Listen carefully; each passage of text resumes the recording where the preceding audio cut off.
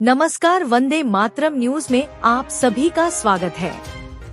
दाहोद स्थानीय अपराध शाखा एलसीबी पुलिस को 20 लाख रुपए की चोरी में मिली सफलता, आरोपी सलाखों के पीछे।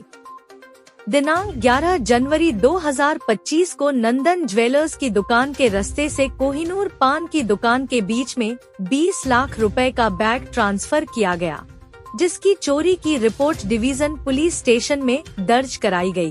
पुलिस व्यवस्था और स्थानीय अपराध शाखा एलसीबी के पुलिस महानिरीक्षक आरवी आसारी पंचमहाल गोधरा रेंज के निर्देशानुसार दाहोद जिला पुलिस प्रमुख डॉक्टर राजदीप सिंह झाला के मार्गदर्शन में नेत्राम व मानव संसाधन के माध्यम से जांच करते हुए कोहिनूर पान कॉर्नर के मालिक सलाउद्दीन नसरुद्दीन मालिक पर संदेह हुआ और उसके खिलाफ जांच की गई।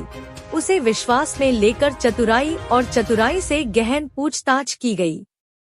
उसने अपनी दुकान के बगल में शटल के पास एक बैग पड़ा देखा।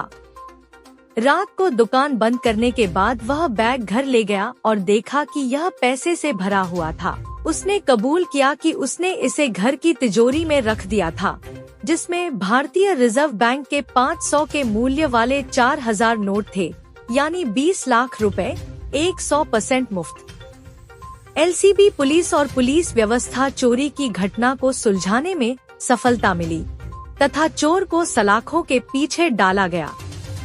दाहोद से कुलदीप उपाध्याय की रिपोर्ट।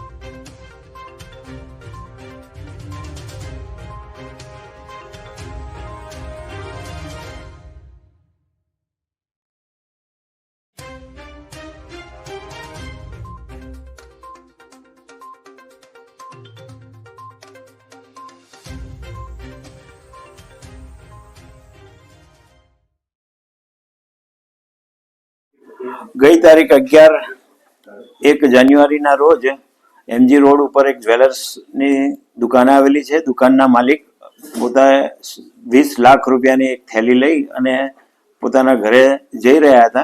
દરમિયાનમાં તેઓની 20 લાખની થેલી ચોરી થયેલાની ફરિયાદ એ ડિવિઝન પોલીસ સ્ટેશન ખાતે તેઓએ નોંધાવેલી।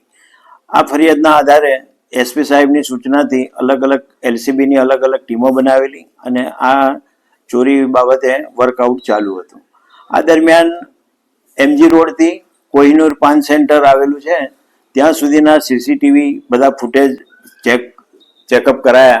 આ દરમિયાન અમારી ટીમોને કોહિનૂર પાન સેન્ટર જે છે તેના માલિકની શંકાસ્પદ વર્તણૂક જણાયેલી, જેથી તેને બોલાવી ઘનિષ્ઠ પૂછપરછ કરતા તેઓ પાસેથી આ જ્વેલર્સની જે ચોરીમાં ગયેલી 20 લાખની થેલી મળી આવેલ છે।